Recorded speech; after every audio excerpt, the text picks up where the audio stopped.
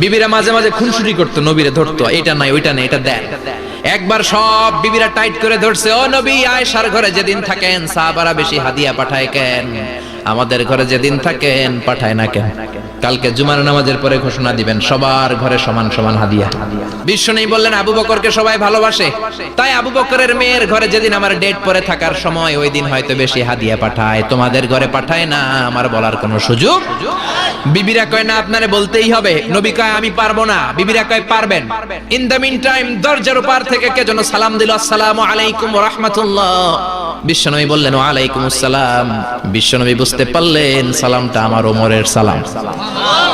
বিশ্বনবী সালামের উত্তর দিয়ে বিবিদের দিকে তাকায় দেখে একটা বিবি ওর সামনে নাই, সব উদাও, ভ্যানিশ হয়ে গেছে। ওই যে ওমর, সুবহানাল্লাহ পড়বেন না? এই জন্য ওমরকে শয়তানও ভয় পেত।